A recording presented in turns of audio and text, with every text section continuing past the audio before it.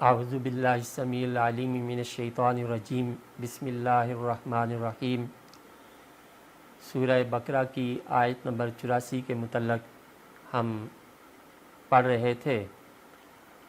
پہلے ان اعمال کا ذکر کہ جو ارادی طور پر انسان کے ارادے سے سرزد ہوتے ہیں، وقوع پذیر ہوتے ہیں، ان کے متعلق ہم نے پڑھا۔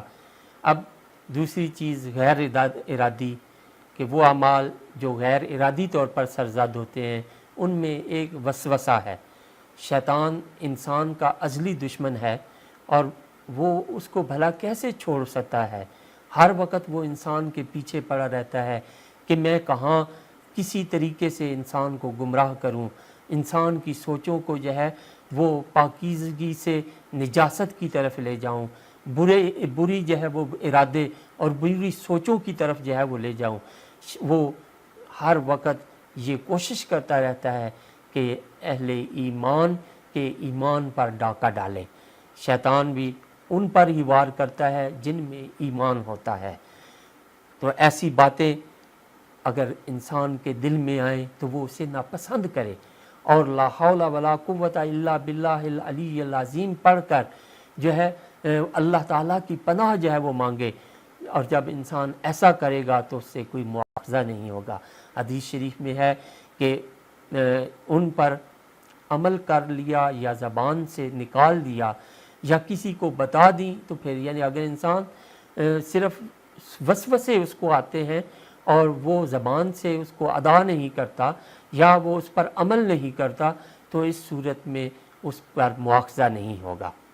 شیطان چونکہ انسان کا ازلی دشمن ہے، اس نے اللہ کو چیلنج دے رکھا ہے کہ وہ اس کے بندوں کو جو ہے وہ ضرور گمراہ کر دے گا، لیکن اللہ تعالیٰ نے بھی ارشاد فرمایا ہے، اس کو یہ واضح طور پر جو ہے وہ ارشاد فرمایا کہ تم اپنی پوری کوشش کر لو، لیکن جو میرے بندے ہوں گے ان پر تمہارا کوئی اختیار نہیں ہوگا۔ لیکن اس دشمن کی چالوں سے آگاہ ہونا انتہائی ضروری ہے تاکہ ہم اپنے ایمان کی حفاظت کر سکیں، کیونکہ وسوسے ڈالنا شیاطین جن و انس کے شر کی مختلف نوعیتیں ہیں۔ ان کی ہر ممکن کوشش ہوتی ہے کہ اللہ کے نیک اور صالح بندوں کو راہ حق سے بھٹکا دیں، اور وہ ہمیشہ اپنی اس کوشش میں لگے رہتے ہیں۔ علامہ ابن قیم نے شیطانی شر کی بڑی جو ہے برائیاں جو ہے وہ بڑی خوبصورتی سے جو ہے وہ بیان کی ہیں کہ سب سے پہلے وہ آدمی کو واضح کفر و شرک میں مبتلا کرنے کی کوشش کرتا ہے۔ جب وہ دیکھتا ہے کہ یہ انسان جو ہے اس طرح واضح کفر و شرک میں مبتلا نہیں ہو رہا تو پھر وہ دوسرا حملہ کرتا ہے، وہ کیا ہے اس کو سنت سے ہٹانے کی کوشش کرتا ہے اور جو ہے وہ دوسرے اعمال میں جو مشغول کرنے کی کوشش کرتا ہے۔ لیکن جب انسان سنت پر ثابت قدم رہتا ہے اور جو ہے بدعت وغیرہ میں مبتلا نہیں ہوتا تو پھر یہ شیطان جو ہے اس پر تیسرا جو ہے وہ حملہ کرتا ہے کہ اسے کسی نہ کسی صورت میں گناہ کبیرہ کی طرف لے جاتا ہے کہ وہ گناہ کبیرہ میں مبتلا ہو، اس سے گناہ کبیرہ سرزد ہو۔ لیکن جب انسان اس پر بھی ثابت قدم رہتا ہے، وہ گناہ کبیرہ نہیں کرتا تو پھر وہ کیا کرتا ہے، پھر وہ خصوصاً اگر وہ دینی عالم ہو تو پھر وہ اس کو کوشش کرتا ہے کہ وہ بدنام ہو جائے، اس سے دین کا کام نہ ہو سکے۔ اگر اس میں بھی وہ کامیاب نہ ہو تو پھر چھوٹے گناہوں کی طرف رغبت دلاتا ہے تاکہ انسان انہیں معمولی سمجھ کر جو ہے ان کے بوجھ کے تلے دب جائے۔ اگر وہ یہ بھی نہ کر سکے تو نیکی کے کاموں سے ہٹا کر ان کاموں کی طرف وہ اس کو گمراہ کرنے کی کوشش کرتا ہے، لگانے کی کوشش کرتا ہے جن سے نہ ثواب ملتا ہے، نہ جو ہے جن سے گناہ ملتا ہے، نہ عذاب ہوتا ہے۔ تو اس طرح وہ اس کی عمر کو برباد کرنے کی کوشش کرتا ہے۔ اگر وہ اپنی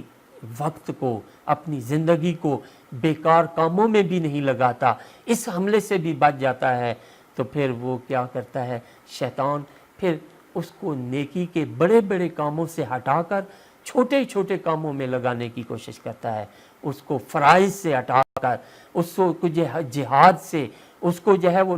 دعوت سے ہٹا کر کیا کرتا ہے، نفلی نماز اور نفلی روزوں کی طرف لگانے کی کوشش کرتا ہے۔ جب وہ یہ بھی نہیں کر سکتا تو دل میں ریا، اپنے اعمال پر غرور اور تکبر پیدا کرنے کی کوشش کرتا ہے۔ اگر وہ کسی صورت میں اس کے قابو نہیں آتا تو شیطان اور اس کے چیلے مختلف طریقوں سے اسے بدنام کرنے کی کوشش کرتے ہیں، اسے تکلیف پہنچانے کی کوشش کرتے ہیں۔ اگر کچھ نہ ہو سکے تو اسے غصہ دلا کر فہم و شعور سے بیگانہ کرنے کی کوشش کرتے ہیں، اور اس وقت بھی اگر وہ اللہ کی پناہ میں چلا جائے اور ان کی تمام کوششیں جو ہے وہ ناکام ہو جاتی ہیں۔ شیطان انسان کے رگ و پے میں دوڑتا ہے اور وہ ہر طرح سے اسے شرور و فتن اور وسوسوں میں مبتلا کرنے کی کوشش میں لگا رہتا ہے۔ انسان کا اپنا ایمان و عقیدہ جس قدر مضبوط ہوگا وہ اتنا ہی شیطان سے محفوظ رہے گا۔ اسی طرح ہر مسلمان کی یہ ذمہ داری ہے کہ وہ خود ہی اپنے متعلق پیدا ہونے والی غلط فہمیوں کو دور کرے، تاکہ کوئی مسلمان وسوسے، بدگمانی اور غلط فہمی میں مبتلا نہ ہو۔ اس سلسلے میں ایک بڑی پیاری حدیث طیبہ ہے، ام المومنین سیدہ صفیہ رضی اللہ تعالیٰ عنہ سے مروی ہے۔ وہ کہتی ہیں کہ رسول کریم صلی اللہ علیہ وسلم اعتکاف میں بیٹھے ہوئے تھے، میں ایک رات آپ صلی اللہ علیہ وسلم کی زیارت کے اور ملاقات کے لیے حاضر ہوئی۔ جب میں رخصت ہونے لگی تو آپ صلی اللہ علیہ وسلم اٹھ کر جو ہے وہ میرے ساتھ جو ہے وہ دروازے تک تشریف لائے، تو وہاں دو انصاری جو ہے وہ گزر رہے تھے، راستے سے گزر رہے تھے۔ جب انہوں نے اس رات کے پہر میں حضور صلی اللہ علیہ وسلم کو دیکھا تو وہ تیز ہو گئے، جلدی جلدی وہاں سے جانے لگے۔ تو سرکار دو عالم صلی اللہ علیہ وآلہ وسلم نے ان کو بلایا اور کہا کہ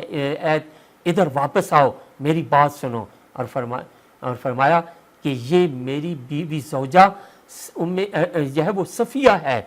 صفیہ بنت حی ہے۔ تو انہوں نے کہا اے اللہ کے رسول، معاذ اللہ، ہم آپ کے خلاف آپ کے بارے میں کوئی بدگمانی تو نہیں کر رہے تھے۔ آپ صلی اللہ علیہ وسلم نے فرمایا کہ شیطان جو ہے انسان کے بدن میں خون کے دوڑنے کی طرح جو ہے وہ رگوں میں دوڑتا ہے، گردش کرتا ہے، اس لیے مجھے ڈر لگا کہ وہ تمہارے دلوں میں کہیں بدگمانی پیدا نہ کر دے، کوئی برا خیال نہ ڈال لے۔ اپنے اس دشمن سے محتاط ہونے کی ضرورت ہے، ہمیں نبی کریم صلی اللہ علیہ وسلم کے اس عمل کو اپنانے کی ضرورت ہے۔